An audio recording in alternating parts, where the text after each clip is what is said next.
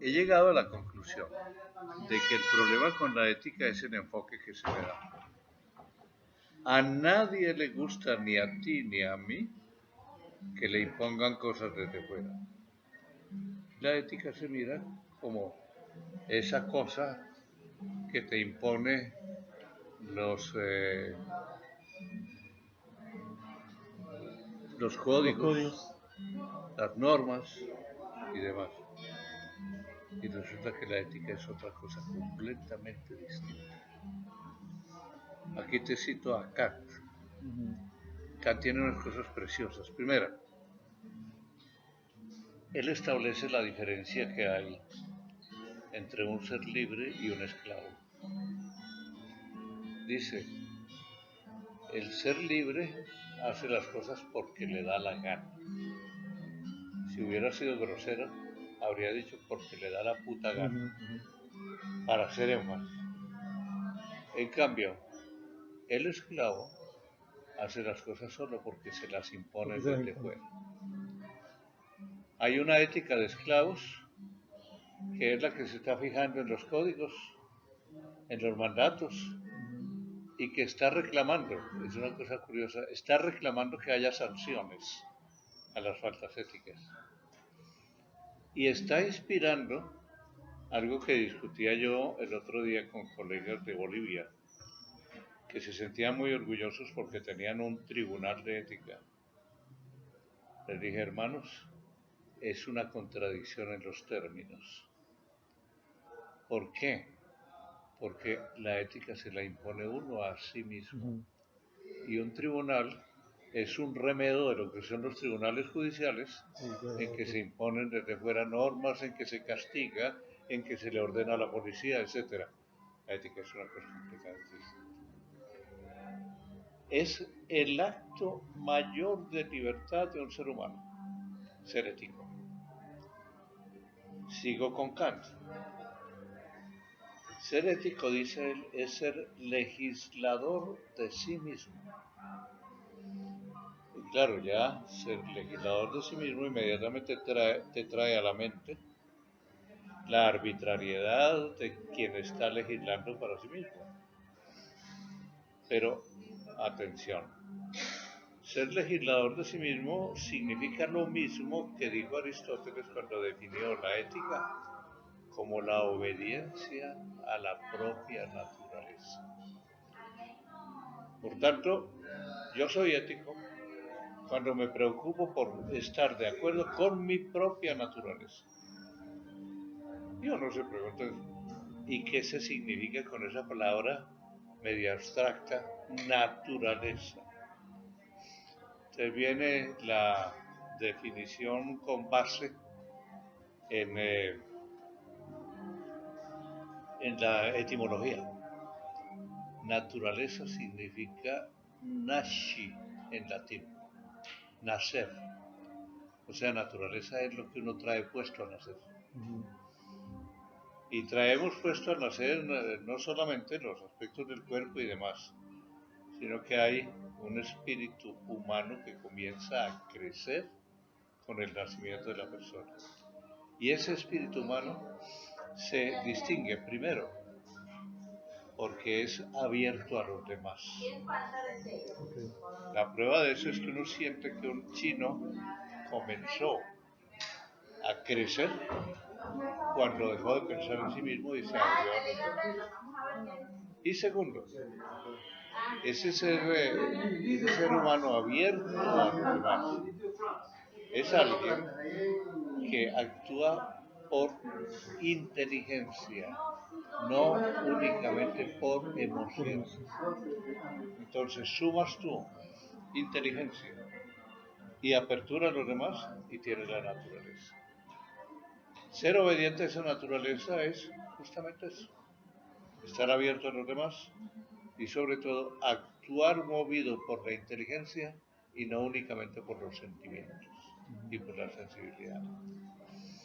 Vuelvo a la definición de Aristóteles. Dice Aristóteles que la ética es la obediencia a la propia naturaleza.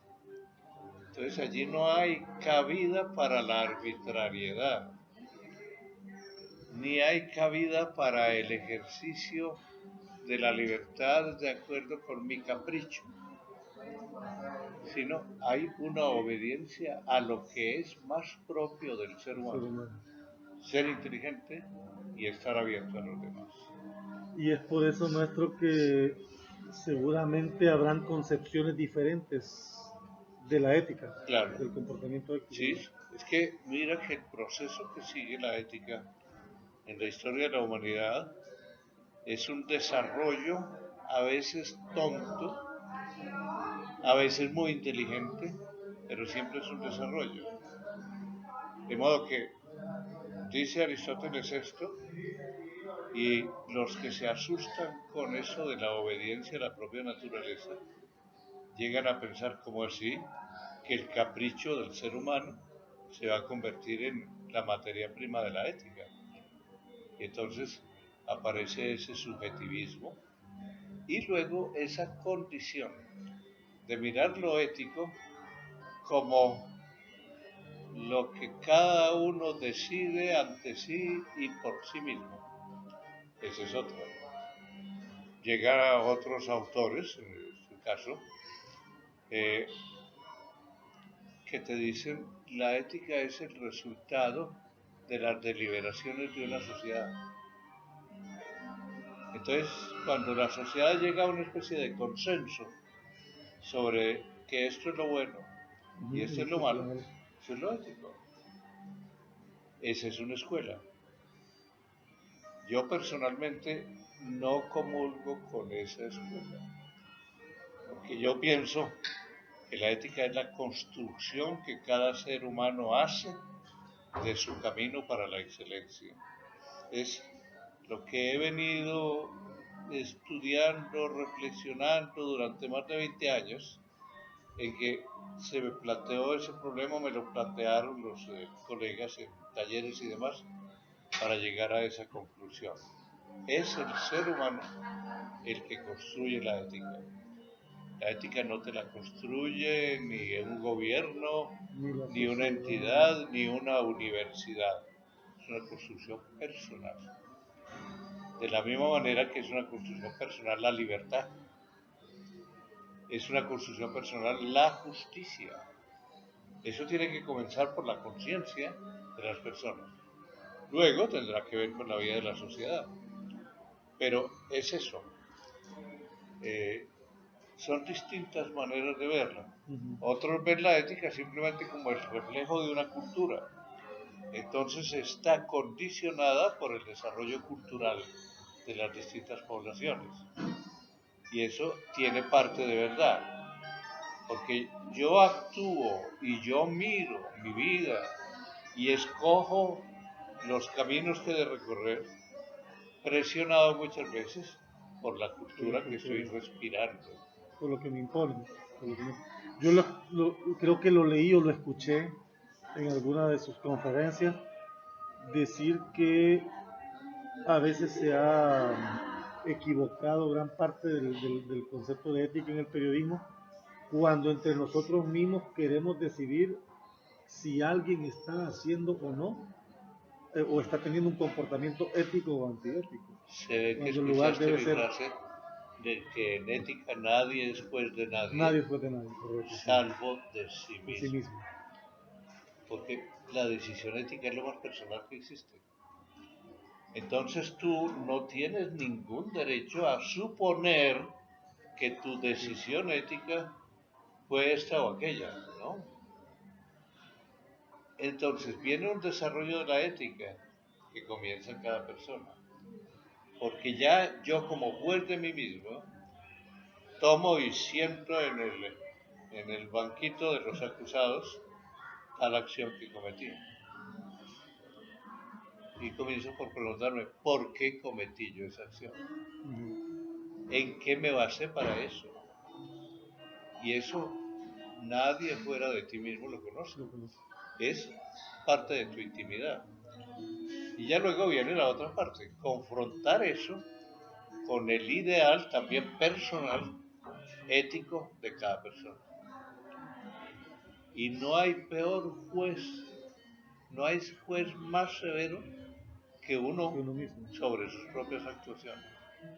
Es que hay que ver lo que sucede con lo que habitualmente se llama el remordimiento. El remordimiento es estar masticando una y otra vez la misma acción y estar tratando de encontrar justificación a esa acción y sin embargo no encontrarla hasta que llegue el momento en que uno entiende, efectivamente, pobre más. Eso es un triunfo, porque no hay capital mayor para un ser humano que equivocarse. Cuando uno se equivoca, se da cuenta de sus limitaciones. Si uno no se equivocara nunca, se llegaría a creerse sin equivocación ninguna. Y eso es una caricatura de ser humano. Somos humanos porque nos equivocamos. Claro. Y entonces se da un proceso que es muy interesante. Me equivoqué, lo reconozco. Viene la segunda parte. ¿Por qué me equivoqué? Por esta razón. Luego viene otra parte. Si esas fueron las razones, entonces, ¿cómo hacer para no volver a equivocarme? Y es cuando viene la parte constructiva. Uno no llegaría a esa construcción si no se equivocara.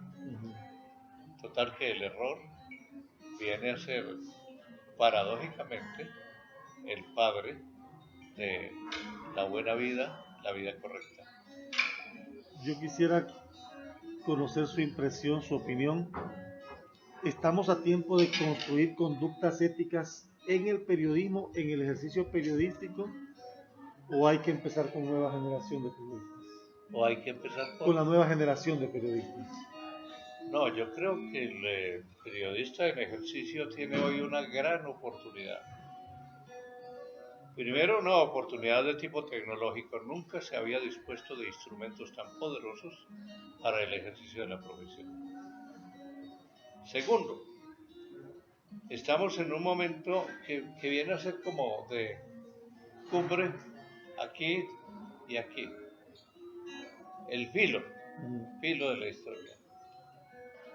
Y tú puedes en este momento decir, yo sigo como voy,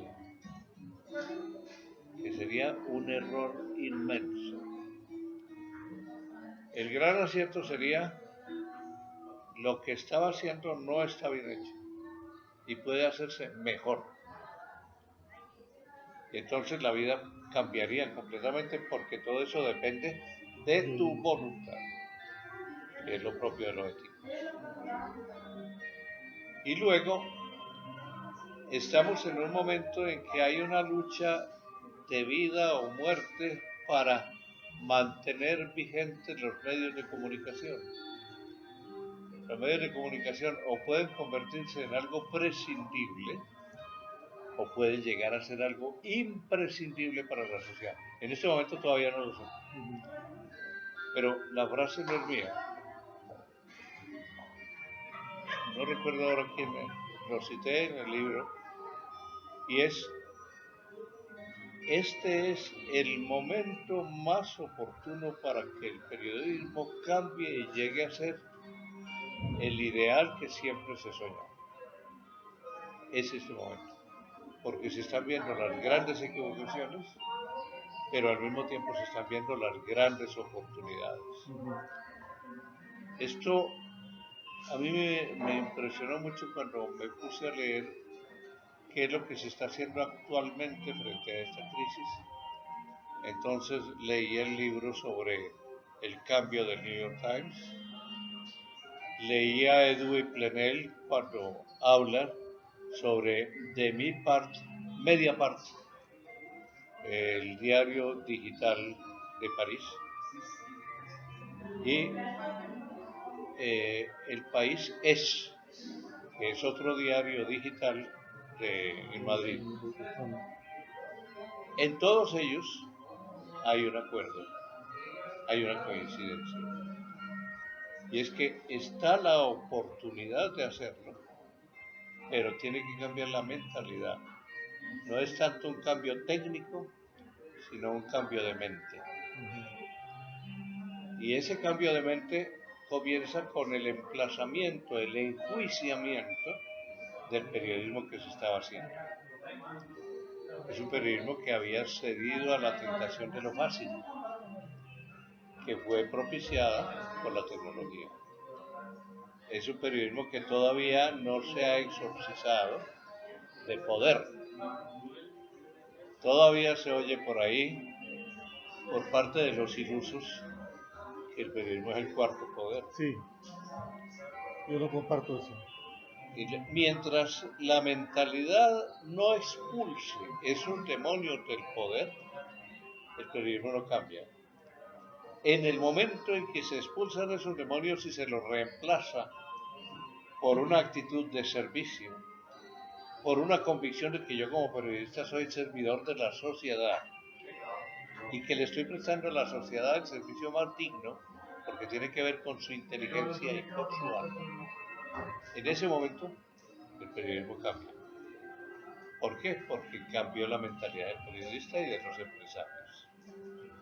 Si ese cambio no se da, seguiremos de tumbo en tumbo hasta convertir esta profesión en una profesión desechable. Si el periodismo es un bien común y los medios están en ese filo de la navaja, y los periodistas por supuesto vamos en esa línea, ¿usted cree que la sociedad ya está juzgando, ya está auditando el papel de los medios de comunicación y eso puede aligerar el que vayamos hacia uno o hacia otro lado de esa balanza? Es que mira, los receptores de información son muy exigentes, porque ellos, para recibir una noticia, se preguntan, ¿y este que me da la noticia es alguien a quien yo le puedo creer? Y ahí es donde viene la vigilancia, la fiscalización del lector para con el periodista. ¿Yo le puedo creer? En ese interrogante están implícitos muchos juicios. Está el juicio de este periodista, ¿qué fuentes tuvo? Este periodista, ¿qué intereses tiene? Este periodista, ¿a quién está obedeciendo? Y así siguen las preguntas. Y cualquier receptor de información se siente con autoridad para formularlas. Y cuando comienza a encontrar respuestas negativas, ya el periodista no sirve para nada. Es una de las profesiones que más duramente es juzgada por sus consumidores. Sí, sí. Y de eso no nos estamos dando cuenta. Y sin embargo, allí es donde está la clave para la permanencia y sobre todo para la gran influencia del periodismo. Fíjate que hay un proceso mental que se sigue en relación con las calidades del producto periodístico. Entonces, habitualmente se piensa, primero, lo que se está diciendo aquí es verdad. Después, esa verdad que se está diciendo aquí es útil o no sirve para nada. Es decir, ahora 2 y 2 son 4, eso no tiene mayor utilidad. Entonces, viene ese elemento. Y luego está que el periodista tiene que estar prestando su servicio todos los días y no siguiendo un manual, sino siguiendo sobre todo una actitud personal. Entonces, eso vuelve más complejas las cosas, porque no es cuestión de técnica. A veces los empresarios que miden la calidad del producto periodístico creen que eso se hace con unos cuadros, con unos ítems y tal. Eso es lo menos importante, porque el periodismo es ante todo una actitud. No es manejo de unas técnicas, es una actitud para manejar las técnicas. Entonces, eso nos lleva a una conclusión bastante grave. Si es una actitud, estamos trabajando y tenemos que trabajar con el espíritu de las personas, con la conciencia de las personas. Si es eso, las universidades tienen que poner las bases de esa sensibilidad hacia lo público, hacia la verdad, hacia la responsabilidad. Y eso no te lo hacen con manualitos de tal. Eso tiene que ser una tarea de trabajar el espíritu de las personas. Sobre todo, hay una parte que es muy difícil de trabajar, que es la libertad de las personas. Hay demasiados equívocos sobre la libertad. Hay demasiadas caricaturas de la libertad. Entonces, examinar eso y crear en el estudiante la pasión por su libertad.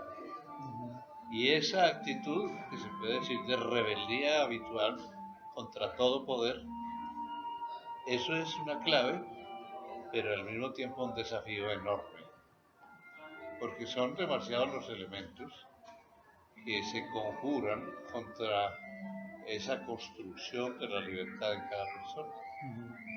Desde el miedo, desde los intereses, desde las situaciones que se han creado, todo eso hace como imposible. Y sin embargo hay que remar contracorriente cuando se trata de fortalecer y de construir la libertad de una persona. Porque esa construcción no la hace nadie de fuera.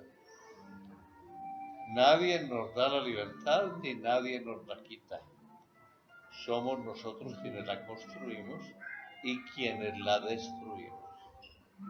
Entonces, fíjate la magnitud del reto para un educador en una universidad. Y a eso iba, porque hoy las necesidades y las exigencias informativas han cambiado.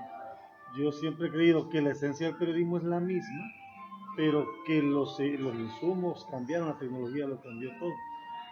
¿Cómo aplicar esos criterios éticos, todo esto que usted me ha venido planteando, en una era tecnológica que ha puesto todo más fácil?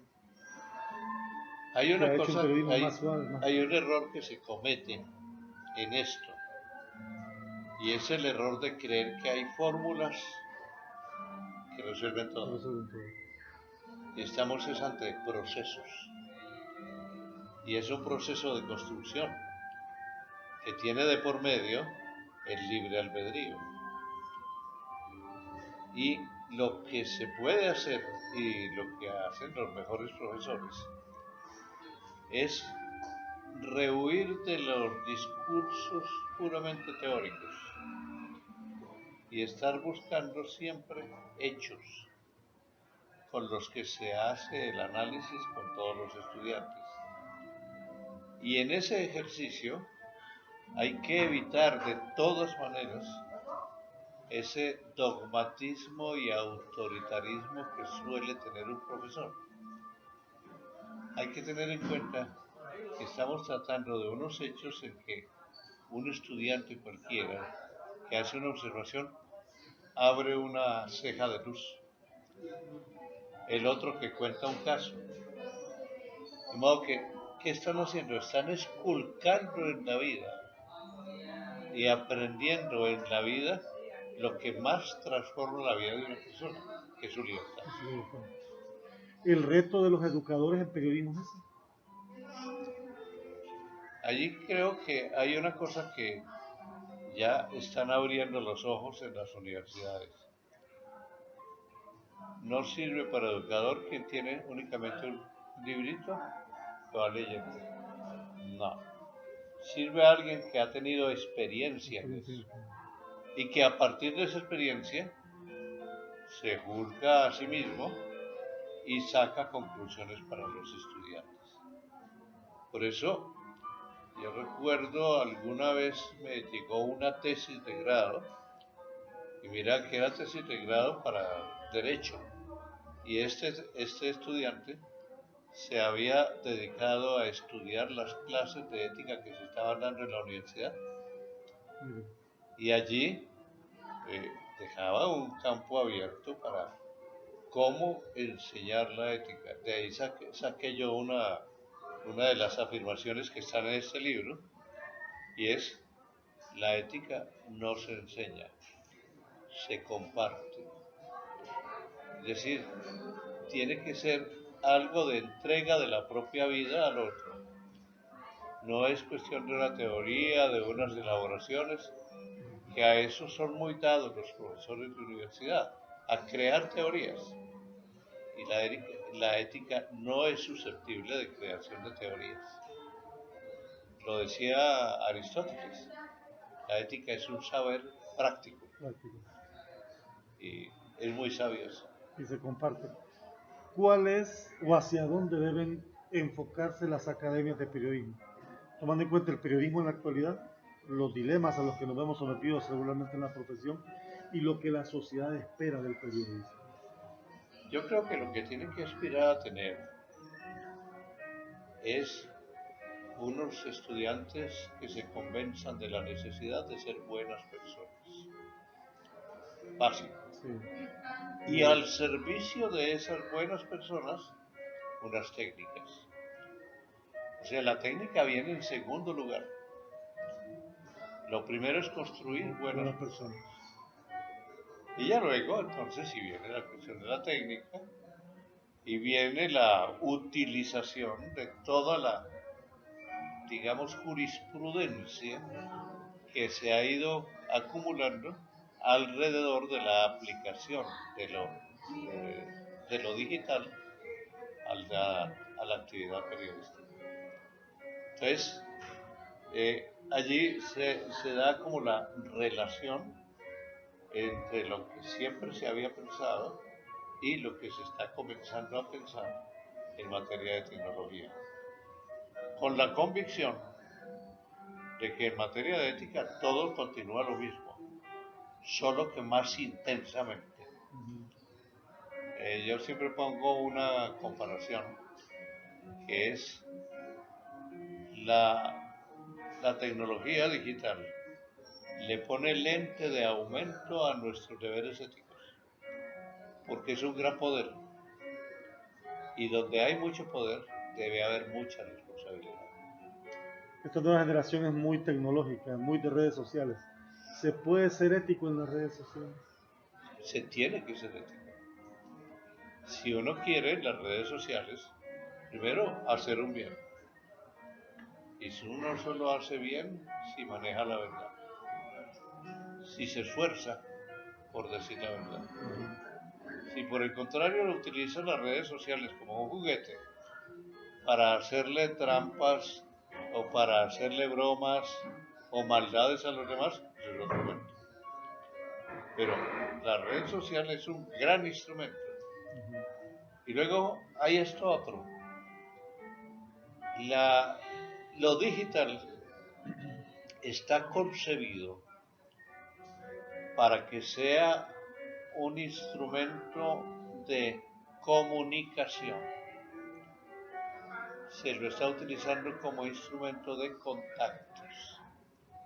Y es una cosa distinta, hacer contacto con comunicar. Y comunicarlo, esa es la última etapa. Después está otra etapa que es la máxima, la comunión entre las personas. Ya eso significa como una especie de fusión de espíritus. Pero ya eso es una cosa bastante alta, pero no hay que excluirla como una de las posibilidades que abre lo digital. Entonces, si lo primero es hacer contacto, que no se quede la relación únicamente de contacto. Se hace contacto para compartir con el otro algo. Utilizar lo digital para compartir es dignificarlo y es abrirle al ser humano unas posibilidades enormes, que son las mismas posibilidades que da la tecnología. Y la multimediatización de los medios, dicen algunos, deterioró la calidad del periodismo, la forma de hacer periodismo. ¿Cómo retomamos, cómo volvemos al camino de ese buen periodismo? Yo creo que ese regreso que tú echas de menos es un regreso que tiene que estar fundado en lo elemental del periodismo. ¿Qué es lo elemental del periodismo? Yo informo. ¿Y yo informo para qué? Y ahí es donde comienzo a descartar. Yo no informo para satisfacer la curiosidad de la gente. Yo no informo para ganar dinero. Yo no informo para hacerme famoso. Ujú. Yo estoy informando para hacer que los valores que dignifican a las personas, que la humanizan, lleguen a través de esto. Es una cosa completamente distinta. Entonces vuelve la pregunta elemental, ¿para qué se informa? Y allí llegamos a uno de los campos en que actualmente se está viendo más progreso, y es la vocación política de todo periodista. El periodista no está hecho únicamente para contar el cuentico, y decir fue mi chiva, fue mi exclusiva. Ujú. No, aquí retomo a Gabriel García Márquez. El periodista es alguien que tiene la oportunidad de cambiar algo todos los días. Entonces, como es una especie de ascenso, a finales del siglo XIX, el señor Pulitzer tenía la idea de que el periodismo es para entretener a la gente, para contarle cosas curiosas, que hay un ternero de dos cabezas. Hoy en día. Sí. ¿Por qué esa idea? Porque eso hacía que la gente comprara periódicos. Entonces, esa fue la idea elemental. Y que muchos lo hacen hoy en día. Lo curioso es eso. Pero el periodismo se ha puesto al tanto de su desarrollo, de sus progresos, sabe que esa no es la finalidad. Entonces viene de los intentos que hubo por allá en los años 20 de hacer un periodismo útil. No sé si tú llegaste a conocer una revista que se llamaba Mecánica Popular. Sí, sí, sí, sí, sí. Era el periodismo estilo Mecánica Popular. Enseñarle a la gente a hacer cosas.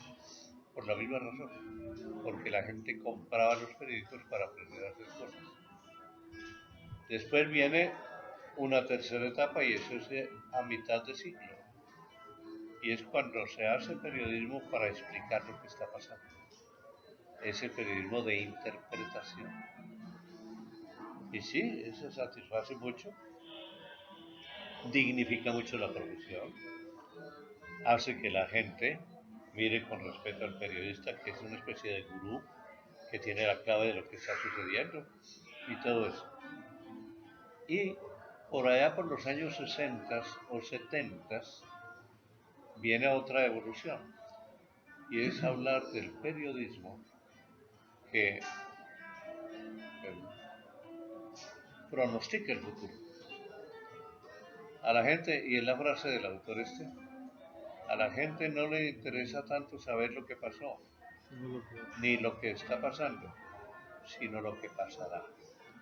Y es cuando aparece otra forma de periodismo que tiene la osadía de asomarse al futuro y que llega a acuñar como una frase, como un principio: el que mejor conoce el presente es el que puede asomarse al futuro.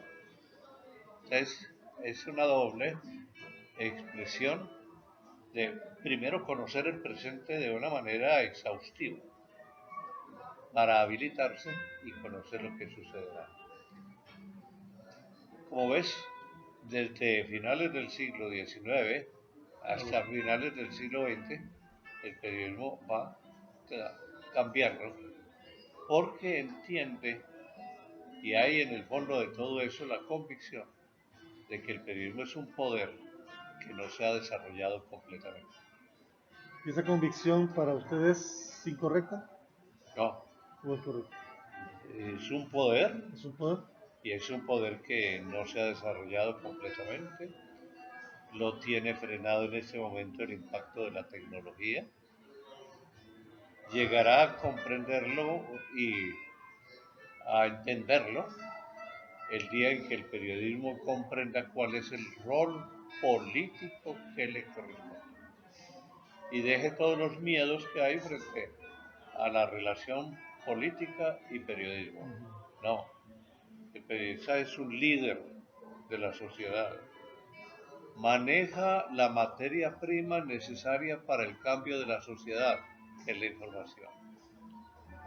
Y este periodista tiene una estructura mental que le hace pensar en el bien de todos, que es la suprema aspiración política, y que lo pone al servicio de todos.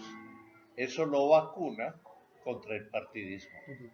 Y contra el activismo también, Eso. ¿verdad? Con el periodismo como activismo.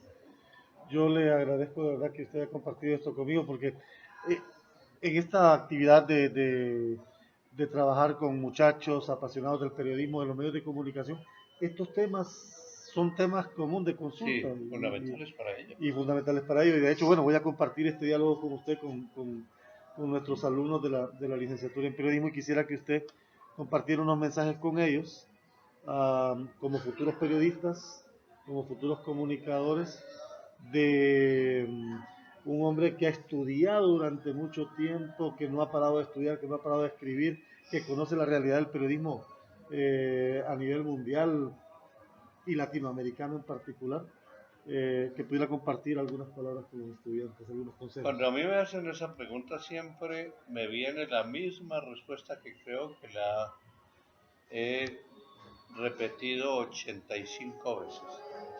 Esta será la 86. Era el 86.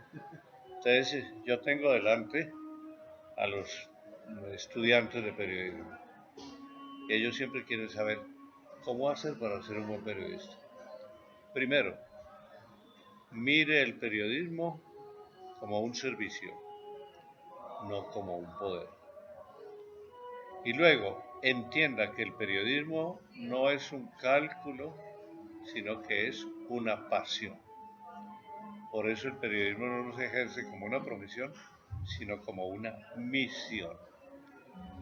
Miren las palabras que acabo de subrayar: misión, pasión, servicio, y ahí tienen los mejores consejos que yo puedo darle a los colegas periodistas.